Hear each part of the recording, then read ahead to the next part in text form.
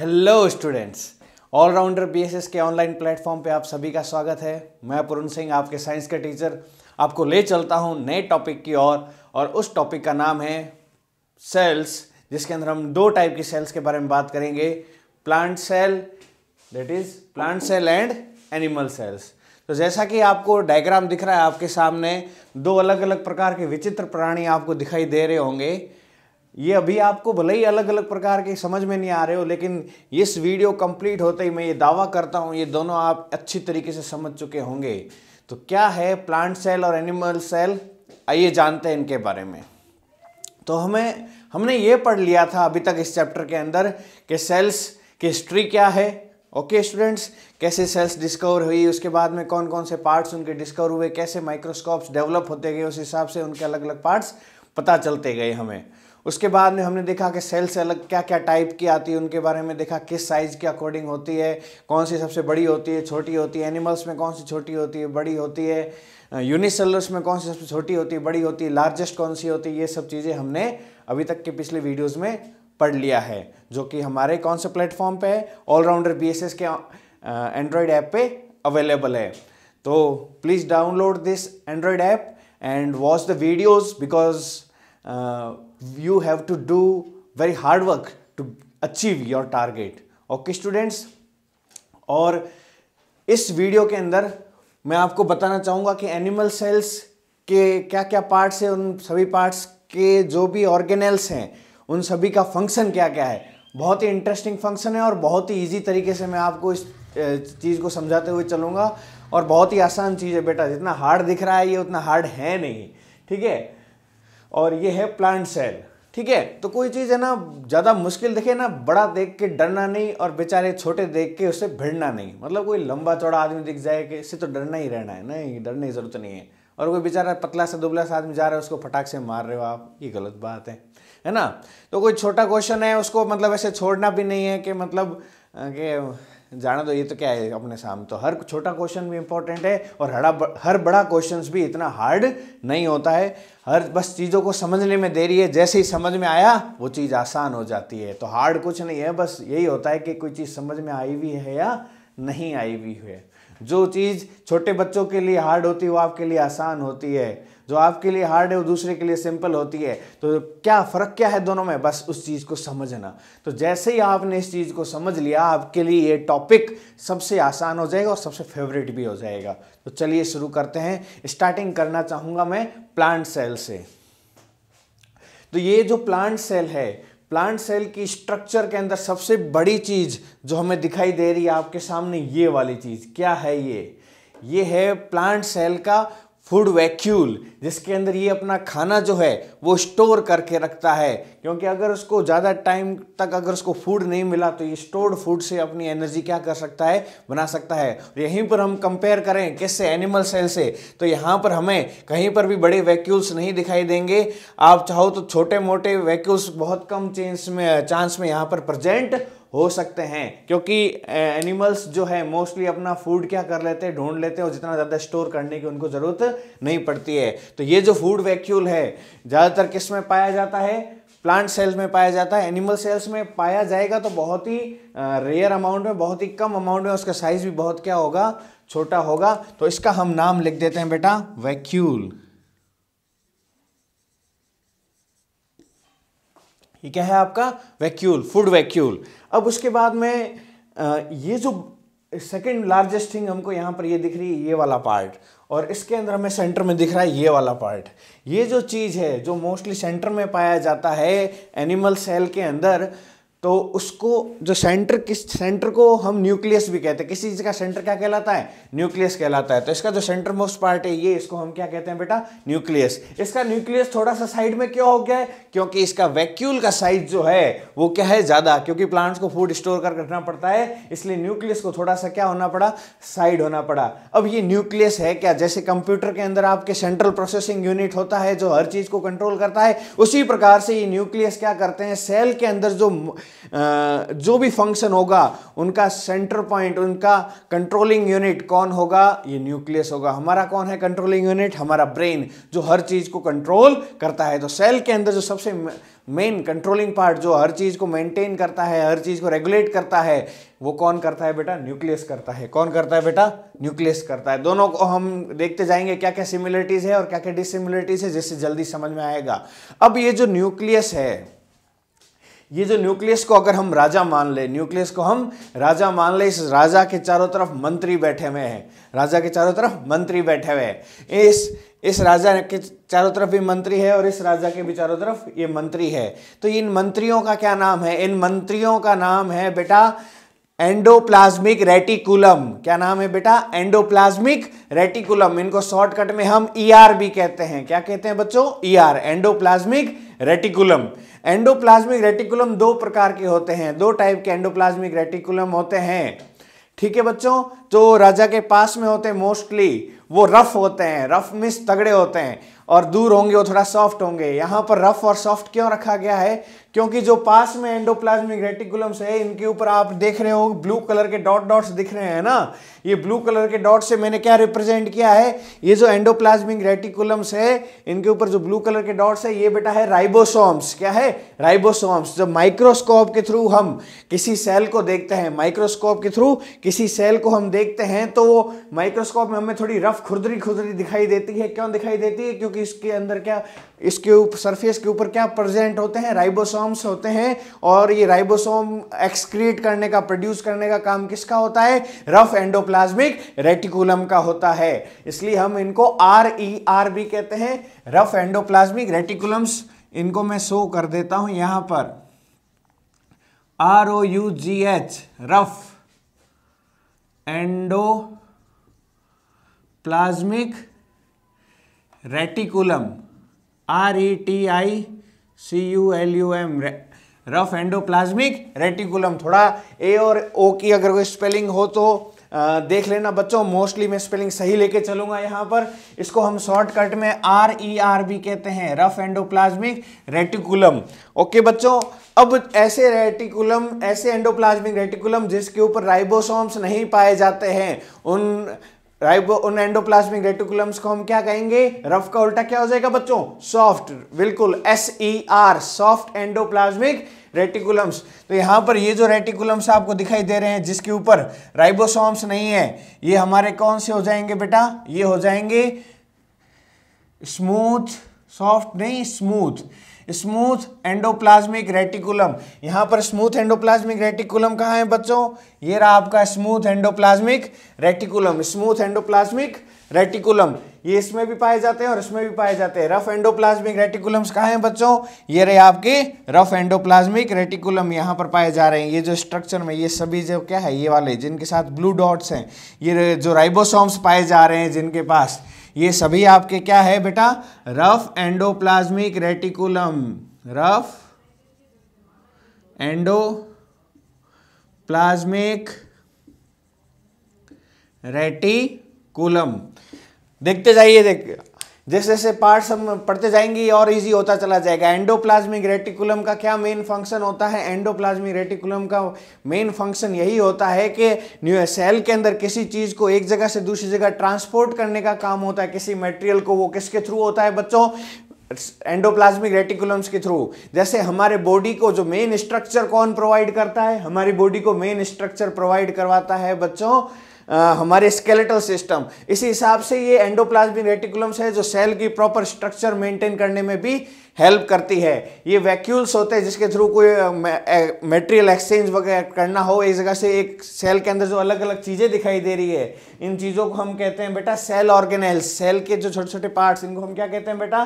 Cell के अंदर जो पार्ट्स हैं इनको बोलते हैं सेल ऑर्गेनेल्स। यहाँ पर ये आपको क्या दिखाई दे रहे हैं बेटा? सेल ऑर्गेनेल्स हैं ये सभी। ठीक है, तो ये जो सेल ऑर्गेनेल्स है इसके अंदर ये एंडोप्लाज्मिक रेटिकुलम क्या करता है, न्यूक्लियस का कनेक्शन दूसरे सेल ऑर्गेनेल्स के साथ में करवाता है। कौन करवाता है, मंत्री जो होगा वो बीच में, वो राजा का और प्रजा के बीच में काम करवाएगा। तो ऐसे ही याद रखना है आपको, एंडोप्लाज्मिक रेटिकुलम कौन से, दो, रफ एंडोप्लाज्मिक और soft endoplasmic reticulum. Rough endoplasmic reticulum का क्या काम होता है, राइबोसोम्स को प्रोड्यूस करना, और सॉफ्ट एंडोप्लाज्मिक रेटिकुलम्स क्या करते हैं, लिपिड्स को प्रोड्यूस करते हैं, लिपिड्स को प्रोड्यूस करते हैं। ठीक है, ये आपका मोस्टली काम होता है। और जो राइबोसोम्स होते हैं, राइबोसोम्स का और क्या फंक्शंस होता है, राइबोसोम्स आपके सेल के अंदर प्रोटीन्स प्रोड्यूस करते हैं। राइबोसोम्स क्या प्रोड्यूस करते हैं, प्रोटीन्स प्रोड्यूस करते हैं। और उसके बाद में हम बात करें न्यूक्लियस की, तो न्यूक्लियस जो है, न्यूक्लियस के बारे में हमने बात की थी। तो न्यूक्लियस जो होता है वो सेंटर पार्ट होता है, मोस्टली कंट्रोलिंग यूनिट होता है, यही डिसाइड करता है कि सेल में क्या क्या चीज़ें कैसे कैसे फंक्शन करेगी। न्यूक्लियस के अंदर भी कई चीज़ें होती है, न्यूक्लियस के अंदर भी आपकी कई सारी चीज़ें पाई जाती है। अगर हम न्यूक्लियस के बारे में स्टडी करें, it is the most important part of cell which control all the activities of cell. Nucleus क्या करता है, सेल की जितनी भी एक्टिविटीज है सबको कौन कंट्रोल करता है, न्यूक्लियस। उसके बाद में ये कह रहा है कि इसकी स्ट्रक्चर क्या क्या है, तो nucleus has A double layer covering call nuclear membrane. Nucleus के जो ऊपर जो लेयर होती है डबल मेम्ब्रेन की, उसको हम क्या कहते हैं बच्चों, न्यूक्लियर मेम्ब्रेन कहते हैं। क्या कहते हैं बच्चों, ऊपर वाली लेयर को न्यूक्लियर मेम्ब्रेन। न्यूक्लियर मेम्ब्रेन ये जो लेयर होती है ये मोस्टली यूकैरियोटिक सेल्स में पाई जाती है। उसके बाद में नेक्स्ट ये पॉइंट कह रहा है ये जो नोट्स है, नोट्स में हमने आपको ऐप के अंदर अवेलेबल करवा दिए हैं, तो वहां से भी आप नोट डाउन कर सकते हो। सारे नोट्स रेडी है बच्चों।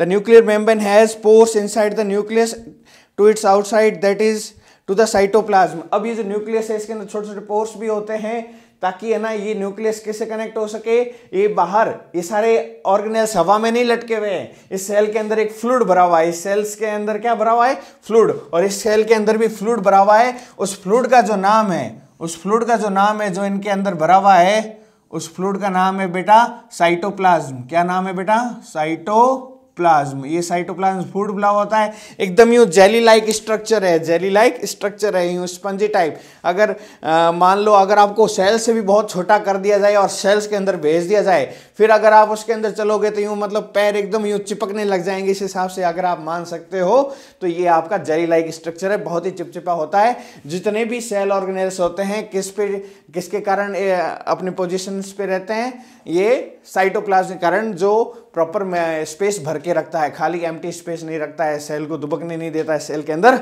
भरा हुआ रहता है। कौन, साइटोप्लाज्म। ये एक लिक्विड जो होता है, जेली लाइक सब्सटेंस सेल्स के अंदर भरा हुआ होता है, और उसके अंदर और ये सारे ऑर्गेनेल्स अपने आप को लोकेटेड रख पाते हैं। तो इस तरीके से सेल ऑर्गेनेल्स किसके अंदर लोकेशन है इनका, साइटोप्लाज्म के कारण अपनी पोजीशन है। द न्यूक्लियस कंटेन्स, न्यूक्लियस के अंदर क्या क्या होता है बेटा, nucleus contains chromosomes which are visible as rod shape structure and when the cell is about to divide. Nucleus के अंदर क्रोमोसोम्स होते हैं। तो जैसे देखो बेटा, फिर अभी मैं आपको यहाँ पर एक बताऊंगा डायग्राम के बारे में। क्रोमोसोम्स जो होते हैं ये क्या करते हैं, composed of DNA and protein, and DNA जो होते हैं वो किससे मिलकर बने हुए होते हैं, जीन से।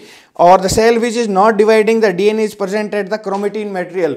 तो जो आपका न्यूक्लियस होता है, न्यूक्लियस के अंदर क्रोमोसोम्स पाए जाते हैं और डीएनए क्या होता है, क्रोमोसोम्स क्या होते हैं, जैसे मोतियों की माला होती है, आपस में मिलकर क्या बनाती है, एक जैसे मोती के मन के होते हैं, माला होती है, उस हिसाब से जो है इनकी स्ट्रक्चर बनी हुई होती है आपस में, इस तरह से यूं होती है। इसका मैं डायग्राम आपको ये दिख रहा हूँ, ये दिख रहा है आपके सामने, देखो बच्चों, ये रहा न्यूक्लियस। न्यूक्लियस को हमने और आगे डिवाइड किया, उसको और जूम किया तो हमें और भी अगला पार्ट्स मिला। ठीक है, क्रोमोसोम्स वगैरह दिखे, और क्रोमोसोम्स के बाद में हम देख रहे हैं किस तरीके से हमें आगे जाकर जीन्स दिखाई दे रहा है। तो ये जो है आपको डायग्राम दिखाई दे रहा है, इस डायग्राम की हेल्प से आप समझ सकते हो कि न्यूक्लियस को अगर हम और ज्यादा फर्दर जूम करें तो उसके अंदर क्या क्या चीजें मिल सकती है। समझ में आया बच्चों? इस तरीके से ये डायग्राम आपके सामने है। नेक्स्ट बात करें फंक्शन ऑफ न्यूक्लियस। न्यूक्लियस का फंक्शन क्या है बच्चों? न्यूक्लियस के फंक्शन कह रहा है, it plays important role in cellular reproduction. Cell, एक सेल्स टूट के दो सेल्स में डिवाइड हो रही हो, सेल से डिवीजन हो रहा है, तो सेलुलर रिप्रोडक्शन में सबसे मेन काम किसका होता है? न्यूक्लियस का होता है। वो खुद को, उसको भी डिवाइड करना होता है, और जो साइटोप्लाज्म फ्लूइड है उसको भी क्या करना पड़ता है? डिवाइड करना पड़ता है। DNA contain the information necessary for construction organization cells. नई सेल बनानी हो, उसको ऑर्गेनाइज करना हो, तो ये सारा जो नॉलेज है, जैसे एक ह्यूमन से दूसरा ह्यूमन जो बन रहा है रिप्रोडक्शन के कारण, तो वो सारा जो नॉलेज है कि उसके पूर्वज किस तरीके से, उनकी आँख थी, नाक थी, कान थे, उस तरीके से सारा मटेरियल कलेक्ट करके एक ऑर्गेनिज्म से दूसरे ऑर्गेनिज्म में कौन लेके जाते हैं? DNA लेके जाते हैं। इनकी जो मेमोरी होती है, उन मेमोरी में ये चीज़ स्टोर रहती है। जैसे एक छोटे से बीज के अंदर पूरा बड़ा सा प्लांट स्टोर रहता है, वैसे ही एक छोटे से DNA के अंदर पूरी ह्यूमन बॉडी आपकी स्टोर रहती है। उस DNA के हेल्प से हम पता लगा सकते हैं कि कोई किसी का रिलेटिव है या नहीं है। उनका लगभग DNA क्या करता है? मैच करता है। फिर उसके बाद में और भी कई चीजें हैं। Nucleoid in some organism, nuclear region of cell में be poorly defined due to absence of nuclear membrane, okay, and such undefined nuclear region are called nucleoid. तो न्यूक्लियस के अंदर एक और छोटा सा और रीजन होता है, न्यूक्लियोलस बोलते हैं उसको। बेटा क्या बोलते हैं? न्यूक्लियोलस। और ये रहा आपका ये जो रेड वाला पार्ट दिख रहा है यहां पर, ये न्यूक्लियोलस, न्यूक्लियोलस, ये भी न्यूक्लियोलस है, और यहां पर ये भी आपका न्यूक्लियोलस है। ठीक है बच्चों, तो ये है न्यूक्लियस के अंदर वाला पार्ट। और इसी के साथ आपका न्यूक्लियस का जो मेन काम है वो खत्म होता है। अब दो टाइप की सेल्स होती है जिनके बारे में मैंने बता दिया, एक तो प्रोकैरियोटिक और एक यूकैरियोटिक। प्रो मीन्स प्रिमिटिव, पुरातन, कैरियोटिक मीन्स न्यूक्लियस, जिसमें पुराना टाइप का ओल्ड फैशन का न्यूक्लियस पाया जाता था, प्रोकैरियोटिक। और यूकैरियोटिक, यू मतलब ट्रू, यू मतलब ट्रू, यूकैरियोटिक, ट्रू न्यूक्लियस जिसमें प्रेजेंट हो, वो कौन सी सेल्स होती है? यूकैरियोटिक सेल्स होती है। ठीक है, साइटोप्लाज्म के बारे में बता दिया, एक जेली लाइक सब्सटेंस होता है जो पूरे फ्लूइड सेल्स के अंदर यहाँ पर प्रेजेंट होता है, पूरे सेल के अंदर साइटोप्लाज्म प्रेजेंट होता है, ताकि उसका एटमॉस्फेरिक प्रेशर जो कुछ भी लग रहा हो उसको ये क्या कर सके, इसे हैंडल कर सके। उसके बाद में यहाँ पर इसके अंदर क्या होता है कि जो प्लांट सेल और एनिमल सेल में सबसे जो मेन डिफरेंस होता है, एक तो मैंने बता दिया कि प्लांट सेल में वैक्यूल जो है उसका साइज क्या होता है? बड़ा होता है, और एनिमल सेल के अंदर वैक्यूल बहुत ही ना के बराबर उसका साइज होता है। दूसरी चीज यहाँ पर क्या है इंपॉर्टेंट, कि जो ये प्लांट सेल है, प्लांट सेल के बाहर एक लेयर पाई जाती है, बहुत ही टफ लेयर पाई जाती है, जो उसको बहुत लंबी लंबी बड़ी बड़ी स्ट्रक्चर बनाने में हेल्प करती है प्लांट्स को। और प्लांट्स क्योंकि एक जगह से दूसरी जगह मूवमेंट ज़्यादा नहीं करते, तो यही जो डेड सेल्स होती है इसकी स्ट्रक्चर बनाने में हेल्प करती है। और इस स्ट्रक्चर को हम बोलते हैं बेटा सेल वॉल। इसको क्या बोलते हैं बेटा? हम सेल वॉल, सेल की वॉल बना देता है। दरअसल ये मोस्टली डेड सेल्स से सेल वॉल बनाता है, जो सेल्स मर गई कर गई। अब इंसान को अगर मान लो चलना ही नहीं हो, इस जगह पड़ा हो, और उसको अपने आप को प्रोटेक्ट करना हो, तो जो भी डेड सेल्स है जैसे कि हेयर है, नेल्स है, उनको ज़्यादा अपने बाहर ले आएगा, जिससे क्या हो जाएगा, वो अपने आप को बचा पाएगा। तो प्लांट्स क्या करते हैं, उनकी जो डेड सेल्स होते हैं उनको वेस्ट नहीं करते, उनसे ही क्या बना देती है, अपनी आउटर मोल स्ट्रक्चर बना देते हैं। तो ये जो सेल वॉल है इसी तरीके से इनको प्रोटेक्शन करती है बाहर के किसी भी प्रेशर को झेलने के लिए। एनिमल्स के अंदर ये सेल वॉल नहीं पाई जाती है, एनिमल्स के अंदर सेल वॉल नहीं पाई जाती है। सेल वॉल कहाँ पाई जाती है? खाली प्लांट्स के अंदर। और सेल वॉल जो होता है उसके जस्ट नीचे जो जस्ट बिलो लेयर होती है वो साइटोप्लाज्म की होती है। प्लांट सेल के अंदर साइटोप्लाज्म जो है वो सिर्फ है ना पर्टिकुलर जो एनिमल्स हैं जैसे गाय वगैरह है वही डाइजेस्ट कर सकते हैं, हम लोग डाइजेस्ट नहीं कर सकते। इसलिए आपने देखा होगा गाय जो है पेपर है, कार्टन है, उसको बराबर आराम से चबा के खा लेती है, क्योंकि वो सेलुलोज को डाइजेस्ट कर लेती है। तो सेलुलोज गाय को पसंद है, इसलिए गाय पेपर खाती है, क्योंकि पेपर कैसे बना होता है? पेड़ से बना होता है ना बच्चों। और हम न्यूज़पेपर खाते हैं क्या? नहीं खाते, क्योंकि हम सेलुलोज को डाइजेस्ट नहीं कर सकते। ठीक है बच्चों, तो ये तो था साइटोप्लाज्म और सेल वॉल के बारे में। उसके बाद में यहाँ पर जो एनिमल सेल है यहाँ पर सेल वॉल नहीं पाई जाती है, यहाँ पर जो आउटर मोस्ट जो लेयर है उसको हम बोलते हैं प्लाज्मा मेम्ब्रेन या फिर सेल मेम्ब्रेन। क्या पाई जाती है हमारे पास में? Cell membrane. और यही सेल मेम्ब्रेन जब आपके प्लांट सेल के अंदर न्यूक्लियस के नीचे साइटोप्लाज्म और उसके बाद में साइटोप्लाज्म क्या? सेलुलोज। सेल वॉल के नीचे क्या होता है बेटा? सेलुलोज। तो प्लांट्स यानी गाय वगैरह क्या खा लेती है बेटा? सेलुलोज खा लेती है। साइटोप्लाज्म नहीं, क्या खा लेती है? सेलुलोज खा लेती है। और उसके बाद में ये जो आपको ब्लू कलर की लेयर दिखाई दे रही है ये आपकी कौन सी है? Plasma membrane. क्या है बेटा? Plasma membrane. तो सेल मेम्ब्रेन ही एक तरह से क्या है? प्लाज्मा मेम्ब्रेन है। प्लांट सेल में इसको मोस्टली हम क्या कहते हैं, प्लाज्मा मेम्ब्रेन कहते हैं। ये भी एक टाइप की आउटर लेयर है। तो इसमें दो आउटर लेयर हो गई, एक तो प्लाज्मा मेम्ब्रेन और सेल वॉल, इसके अंदर खाली सेल मेम्ब्रेन होती है। ये जो सेल मेम्ब्रेन होती है ये कैसी होती है, सेमी परमिएबल मेम्ब्रेन होती है। सेमी परमिएबल मेम्ब्रेन मीन्स ये भेदभाव करती है। भेदभाव कैसे करती है कि कुछ चीजों को ही अलाउ करती है सेल से बाहर जाने के लिए और कुछ चीजों को ही सेल के अंदर आने के लिए परमिशन देती है। तो सेमी परमिएबल मेम्ब्रेन ऐसी मेम्ब्रेन, ऐसी सेल की जो मेम्ब्रेन जो परमिट करती हो। सेमी मीन्स कुछ को करती है और कुछ को नहीं करती है, क्योंकि सबको बोल देगा, माइटोकॉन्ड्रिया बोलेगा चल मैं बाहर घूम के आ रहा हूं वापस, ऐसे जाने देगी माइटोकॉन्ड्रिया को बाहर? तो पर्टिकुलर कौन सी गैसेज आ सकती है, कौन सी गैसेज नहीं आ सकती, उसको भी कंट्रोल करना कि हाँ ऑक्सीजन एंटर हो सकती है, कार्बन डाइऑक्साइड बाहर जा सकती है। ये सब जो काम होता है ये कौन डिसाइड करता है, सेल मेम्ब्रेन। सेल मेम्ब्रेन क्या डिसाइड करेगी, सेल मेम्ब्रेन ये डिसाइड करेगी कि कौन सा मटेरियल अंदर आ सकता है या नहीं आ सकता। और यही जो सेल मेम्ब्रेन है ये प्रॉपर गैप बनाए रखती है कि एक ऑर्गन से दूसरे ऑर्गन्स के बीच में या फिर एक सेल से दूसरे सेल्स के बीच में, सेल्स या फिर दूसरी चीज़ों के बीच में जो प्रॉपर स्पेस घेरा हुआ रहेगा। एक टाइप की बाउंड्री है, एक टाइप की बाउंड्री है जो बताएगी कि ये रीजन है किसका है, सेल का है, और इस सेल के अंदर ये सारे ऑर्गेनेल्स प्रेजेंट है। एक सेल से दूसरे सेल से अपने आप को डिफर किसके थ्रू किया जाता है, सेल मेम्ब्रेन के थ्रू, और इसी सेल मेम्ब्रेन के अंदर ये चीजें पाई जाती है। ओके, तो ये था आपका सेल मेम्ब्रेन या फिर प्लांट सेल के अंदर ये क्या हो जाएगा, प्लाज्मा मेम्ब्रेन। और प्लाज्मा मेम्ब्रेन या सेल मेम्ब्रेन के अंदर क्या होता है, डिफ्यूजन या फिर ऑस्मोसिस। गैसेज का क्या होता है, डिफ्यूजन, हायर कंसंट्रेशन से लोअर कंसंट्रेशन जाती है। ठीक है, कोई चीज़ ज़्यादा प्रेजेंट है तो अंदर आ जाती है, अंदर ज़्यादा है तो उस हिसाब से वो बाहर भेज देते हैं डिफ्यूजन प्रोसेस से गैसेज को। और ऑस्मोसिस के थ्रू क्या होता है, ऑस्मोसिस के अगर कोई लिक्विड बाहर ज़्यादा है तो अंदर एंटर हो जाएगा, अंदर ज़्यादा है तो बाहर भेज दे। जैसे किशमिश है, किशमिश जो है पहले सूखी हुई रहती है, अगर उसको हम पानी में डाल देंगे या खीर में डाल देंगे, किशमिश कैसे फूल जाती है, क्योंकि उसके अंदर पानी की क्वांटिटी कम थी। इलायची है, पानी में डालने पर कैसे फूल जाती है ना। और जब उसको हम अंगूर होते हैं उसको अगर हम धूप में सुखा देते हैं तो अंदर वाटर क्वांटिटी ज़्यादा है और बाहर वाटर क्वांटिटी कम है, तो इससे क्या हो गया, वाटर बाहर निकल गया। इस प्रोसेस को बोलते हैं ऑस्मोसिस। और डिफ्यूजन क्या होता है, गैसेज जो है एक जगह से दूसरी जगह ट्रांसफर होती है। जैसे अगरबत्ती मैं वहाँ लगा लूँ, सैंड स्टिक या स्प्रे किसी ने वहाँ पे लगा दिया, यहाँ तक स्मेल आ रही है, तो गैसेज के थ्रू पार्टिकल्स एयर के क्या हो रहे हैं, एक जगह से दूसरी जगह जा रहे हैं। तो यही सेम प्रोसेस इन सेल्स के अंदर भी होता है, जिसको हम डिफ्यूजन और ऑस्मोसिस कहते हैं, जिसके थ्रू ये मटेरियल को एक्सचेंज करती है, पर सेलेक्टिवली। ठीक है, सेमी पर, इसलिए हम क्या कहते हैं, semi permeable membrane. Cell wall के बारे में बता दिया। सेल वॉल के बारे में जो इसके फंक्शन है कि यही है कि शेप ऑफ द सेल बनाए रखता है, इसको किसी प्रकार की जो इंजरी वगैरह होती है उससे बचा के रखती है। सेल वॉल कहाँ पर, एनिमल सेल में, प्लांट सेल में, प्लांट सेल में। एनिमल सेल में सेल वॉल नहीं पाई जाती है, सबसे बिग डिफरेंस होता है ये।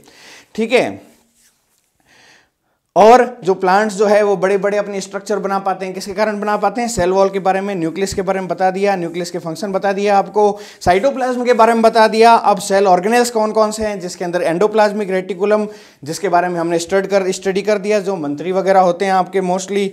ठीक है, ये इसमें ट्यूब्स वगैरह रहती है।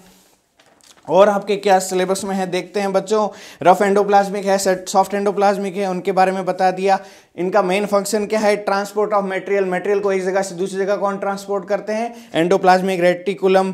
ठीक है, एक्सचेंज ऑफ मटेरियल, एक जगह से दूसरी जगह एक्सचेंज करना हो, ट्रांसपोर्ट करना हो, इनके थ्रू होता है। लोकलाइजेशन ऑफ ऑर्गेनेल्स, ऑर्गेनेल्स अपने प्रॉपर स्पेस पे रहते हैं साइटोप्लाज्म में, तो उनको अपनी जगह पर कौन रखे रहता है। जैसे मान लो यहाँ पर मेरे दूसरे बड़ा एग्जांपल लेके दिखाऊं, जैसे अगर मैं अपने बोन स्ट्रक्चर को एंडोप्लाज्मिक रेटिकुलम मानूं, तो मेरा जो यहाँ पर ये रिब केज है वगैरह, इसके अंदर कौन लोकेटेड है, आराम से मेरे लंग्स लोकेटेड है, मेरा हार्ट लोकेटेड है ना, मेरे स्कल के अंदर मेरा ब्रेन लोकेटेड है। तो एंडोप्लाज्मिक रेटिकुलम एक स्पेस प्रोवाइड करता है जिसके उस, ताकि वो चीजें अपने डीलोकलाइज्ड ना हो जाए, चेंज ना हो जाए सरफेस। और इसके साथ में यहाँ पर synthesis of other substances, soft endoplasmic reticulum जैसे कि लिपिड वगैरह को प्रोड्यूस करता है, लिपिड्स। ठीक है, और लिपिड्स वगैरह की हेल्प से बाद में जो सेल मेम्ब्रेन है या प्लाज्मा मेम्ब्रेन है वो भी हेल्पफुल रहती है। नेक्स्ट हम बात करेंगे नेक्स्ट हम बात करेंगे बेटा, ये जो चीज़ है इसका नाम है गोल्जी अपेरचस। ये चीज़ आपको यहाँ पर भी दिखाई दे रही है और ये चीज़ आपको यहाँ पर भी दिखाई दे रही है। दोनों चीज़ क्या है बेटा, गोल्जी बॉडी भी बोल सकते हैं, इनको गोल्जी अपेरचस भी बोलते हैं। GOLGI गोल्जी बॉडी, या फिर इसको हम गोल्जी अपैरेटस या अपैरेचस भी बोल सकते हैं। ये वाली चीज़ और ये वाली चीज़ दोनों ही सेम है, गोल्जी बॉडी और गोल्जी अपैरेचस। इनका क्या काम होता है, ये पोस्टमैन है सेल के क्या है बच्चों, पोस्टमैन है। पोस्टमैन का काम क्या होता है, सामान को पैक करना।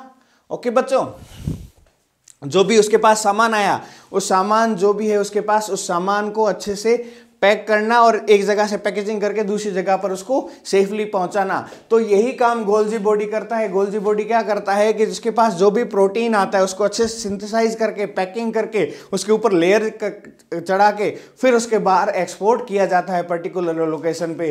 तो ये जो काम है किसका काम है, गोल्जी बॉडी का या गोल्जी अपैरेचस का। ठीक है बच्चों,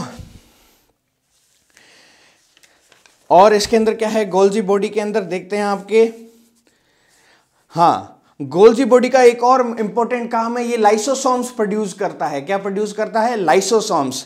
अब यहां पर आप ये जो गोल्जी बॉडी है लाइसोसोम्स प्रोड्यूस करेगा, और यहां पर लाइसोसोम्स जो है, ये रहे आपके छोटे छोटे लाइसोसोम्स, ये रेड कलर के दिख रहे हैं आपको लाइसोसोम्स। ये क्या है बेटा, आपके लाइसोसोम्स है, रेड कलर के जो भी आपको यहां पर दिखाई दे रहे हैं, ये लाइसोसोम्स है। लाइसोसोम्स क्या करते हैं बेटा, लाइसोसोम्स एक टाइप, इनके अंदर क्या होता है, डाइजेस्टिव एंजाइम्स होते हैं। डाइजेस्टिव एंजाइम्स मतलब ये क्या करते हैं, अगर कोई चीज़ डाइजेस्ट वगैरह करनी हो सेल के अंदर, तो उस डाइजेशन में कौन हेल्प करते हैं, लाइसोसोम हेल्प करते हैं। और लाइसोसोम्स जो होते हैं जनरली साइटोप्लाज्म के अंदर पाए जाते हैं। और इसका जो और क्या मेन फंक्शन है, हाँ, इसका जो मेन फंक्शन है, इसके नाम के ऊपर भी आप याद रख सकते हो। इसका इंपॉर्टेंट क्वेश्चन बनता है, एक तो लाइसोसोम्स का बनेगा और एक आपको ये देख रहे हैं ना लाल और ब्लैक कलर के, इसके ऊपर क्वेश्चन आता है। लाइसोसोम्स को बोलते हैं suicidal bag of the cells. Suicide bag of the cells. Suicide bag क्यों कहते हैं, सुसाइड बैग क्या होता है, एक इंसान अपनी मर्जी से आत्महत्या कर देता है बैग लगा के, सुसाइड बैग, वो सुसाइड बैग कहलाता है। इनको सुसाइड बैग क्यों कहते हैं, क्योंकि सेल जब डैमेज हो जाती है, सेल जब डैमेज हो जाती है किसी ना किसी कारण के, टेम्परेचर के कारण, किसी प्रेशर के कारण, अगर सेल डैमेज हो जाती है तो ये लाइसोसोम जाते हैं न्यूक्लियस के पास, बोले मालिक क्या करना है, सेल तो डैमेज हो रही है। अगर एक जैसे खराब सेव बाकी सेव को भी खराब कर देता है, उसी हिसाब से एक जो अगर सेल खराब हो जाएगी वो बाकी सेल्स को भी खराब कर देगी। इसलिए वो न्यूक्लियस से पूछती है हमारी सेल खराब हो चुकी है, इसके ये ऑर्गन्स खराब हो चुके हैं, ऑर्गेनेल्स खराब हो चुके हैं, तो क्या करना है, तो न्यूक्लियस से परमिशन देता है, ठीक है सेल को खत्म कर दो।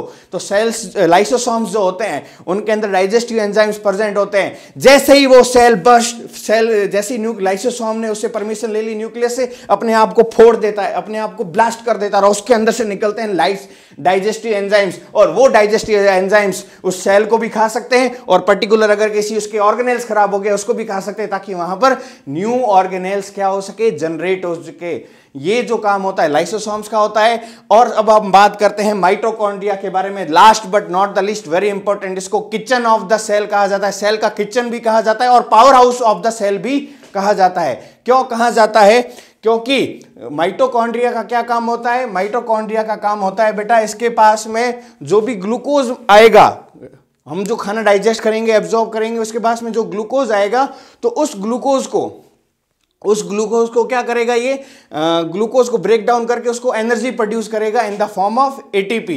तो एनर्जी की करेंसी इसमें क्या रहती है, एटीपी। तो एनर्जी प्रोड्यूस करता है, इसलिए power house of the cell कहते हैं और किचन ऑफ द सेल भी कहते हैं। तो ये थे इसके मेन पार्ट्स प्लांट सेल और एनिमल सेल के अंदर। अब बात करते हैं सर, ये सिक्के टाइप क्या दिख रहे हैं आपको यहां पर इसके अंदर, ठीक है। हालांकि मेरे को इसको सबसे पहले बताना चाहिए यहां पर प्रेजेंट है और यहां पर प्रेजेंट नहीं है। तो ये है बच्चों आपके क्लोरोप्लास्ट, जो ग्रीन प्लास्टिड्स वगैरह जो पाए जाते हैं, ये प्लांट सेल में पाए जाते हैं, एनिमल सेल में नहीं पाए जाते।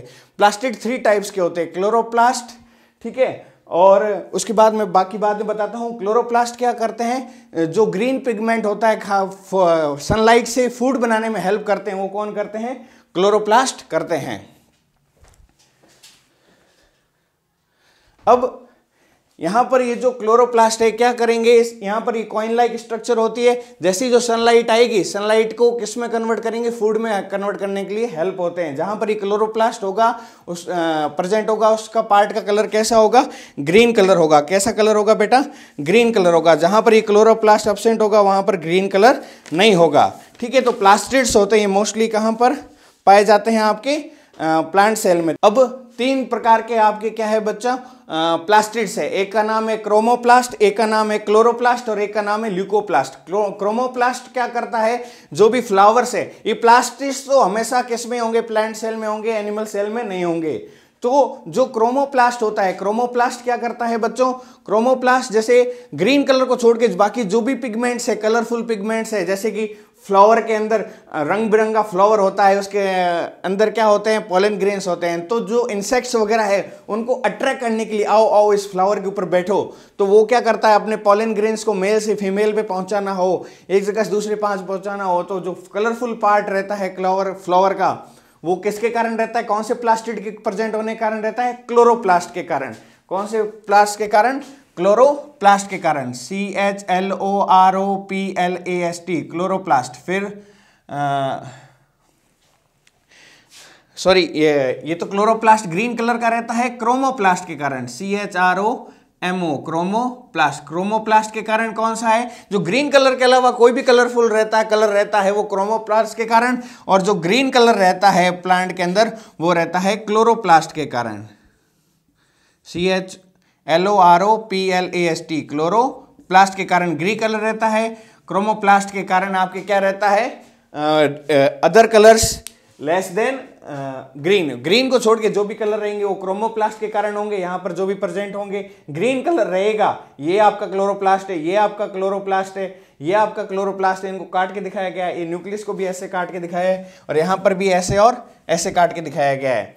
ठीक है, तो ये जो क्लोरोप्लास्ट है ये क्या करते हैं, ये क्या प्रोड्यूस करने में हेल्प करते हैं, ये आपके फोटोसिंथेसिस जो रिएक्शन है, ठीक है, तो क्लोरोफिल जो होता है वो क्लोरोप्लास्ट के कारण ही पाया जाता है, ये आपके फोटोसिंथेसिस के अंदर काम आता है। नेक्स्ट है आपका ल्यूकोप्लास्ट। ल्यूकोप्लास्ट क्या होता है, ये वाला आपका ल्यूकोप्लास्ट है, बड़ा सा फूड वैक्यूल, ये आपका क्या है, ल्यूकोप्लास्ट, जो फूड को स्टोर करने में काम आया जाता है। कुछ बड़े भी पाए जाते हैं और कुछ छोटे भी पाए जाते हैं। ठीक है, तो वैक्यूल्स, सॉरी ये आपका ये वाला नहीं है ल्यूकोप्लास्ट, ये दूसरे वाले जो छोटे छोटे दिखाई दे रहे हैं ये आपके क्या है, ल्यूकोप्लास्ट। ये तो आपका फूड वैक्यूल है, जो बड़ा सा किस में पाया जा रहा है, प्लांट सेल में, और एनिमल सेल में भी वैक्यूल पाया जाता है, लेकिन प्लास्टिड कोई पाया नहीं जाता है। तो ये जो थे आपके मेन फंक्शन थे आपके प्लांट सेल और एनिमल सेल के अंदर, उनके अंदर क्या क्या चीज़ें उसके बारे में स्टडी की। ठीक है बच्चों, अब इसके अंदर देख लेते हैं, अगर आपका कुछ और मटेरियल रहता है तो उसको भी मैं क्लियर कर देता हूँ। हालांकि मेरे हिसाब से इसके अंदर कुछ बचा नहीं है, सब कुछ हमने कवर कर लिया है, नोट्स आपको अवेलेबल करवा दिए हैं। ठीक है, अगर फिर भी आपको लगता है पर्टिकुलर पार्ट हमें और इम्पोर्टेंट रहना चाहिए, सर आपको एक्सप्लेन करना चाहिए, तो नेक्स्ट वीडियो में मैं ज़रूर लेके आऊँगा। और इसके बाद में मैं आपको डिस्कस करूँगा what is difference between animal cell and plant cell. उसकी एक टेबल आपको प्रेजेंट कर दी जाएगी, उसी के साथ ये चैप्टर कंप्लीट। जय हिंद, जय भारत।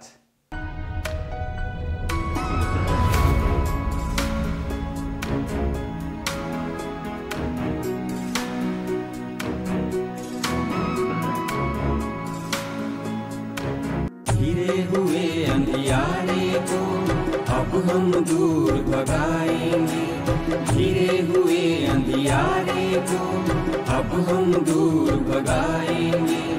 ज्ञान की ज्योति जलाएंगे, हम ज्ञान की ज्योति जलाएंगे।